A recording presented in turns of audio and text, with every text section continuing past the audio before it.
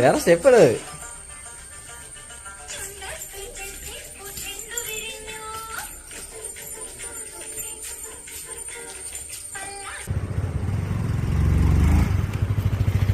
ടാറ്റാ, വൈകുന്നേരം കാണാവേ.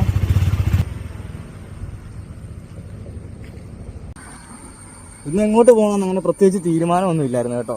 ഞാനങ്ങനെ വീട്ടിൽ നിന്ന് ഇറങ്ങി കടുത്തുരുത്തി വന്നു കഴിഞ്ഞപ്പോഴത്തേക്ക് നമ്മുടെ കൊച്ചരിക്കൽ കേവില്ലേ, കൊച്ചരിക്കൽ കേവ് പിറവത്തുനിന്ന് പോകണം. എനിക്ക് റൂട്ട് ഞാനിങ്ങനെ തപ്പിയാ പോകുന്നത്. അപ്പം അങ്ങോട്ട് പോകുന്ന വെച്ച്, അപ്പം നേരെ അങ്ങോട്ട് പിടിച്ചേക്കാന്ന് വെച്ചു. ഇത് ആപ്പാഞ്ചിറയെന്ന് കയറി കഴിഞ്ഞാൽ പിന്നെ പിറവത്തിന് പോകുന്ന റൂട്ടാണ് കേട്ടോ.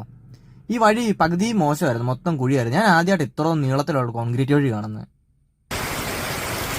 ഞാൻ പിറവായി കേട്ടോ. പിറവത്ത് വന്നപ്പോഴത്തേക്ക് നല്ല മഴ കിട്ടി. ഞാൻ ഫോൺ ചെയ്യേണ്ടതുകൊണ്ട് ജസ്റ്റ് ഒന്ന് കയറി വന്നു. ഇവിടെ എറ്റിഷെഡിൻ്റെ അവിടെ ഒതുക്കി നിൽക്കുക. എരിഷെഡല്ലേ, കടയുടെ അവിടെ കേട്ടോ. സോറി. ഇനിയിപ്പോൾ എന്തായാലും ഇറങ്ങിയല്ലേ, മഴയൊന്ന് കുറഞ്ഞിട്ട് പോവാം.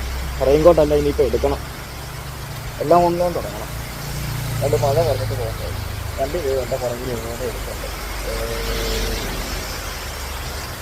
അവിടുന്ന് ഞാൻ നേരെ ചെന്നത് അരീക്കൽ വെള്ളച്ചാട്ടത്തിന്റെ അവിടെ കേട്ടോ. പിന്നെ അങ്ങോട്ടൊന്ന് പോയേക്കാന്ന് വെച്ചു. ഇതുവഴി അങ്ങോട്ട് പോകണം. കൊച്ചു വഴികളൊക്കെ കേട്ടോ. റൂട്ട് കണ്ടുപിടിക്കാൻ വലിയ പാടൊന്നുമില്ല. ഓട്ടോക്കാരോട് ചോദിച്ചു പോന്നാൽ മതി. നമ്മുടെ ലാലേട്ടൻ പറയുന്നല്ലോ, ചോദിച്ചു പോവാം.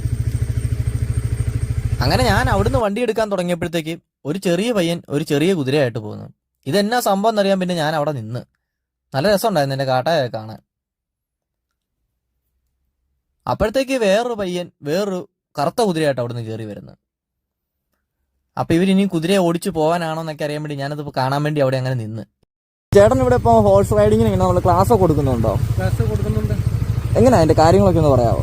കാര്യങ്ങളെന്ന് വെച്ച് കഴിഞ്ഞാൽ കുട്ടികൾക്ക് ഒരാളെ പഠിപ്പിച്ച് നമ്മൾ എല്ലാം ക്ലാസ് എല്ലാം ചെയ്ത് കൊടുക്കുന്നതിന് 15,000 രൂപ. 15,000 രൂപ അല്ലേ?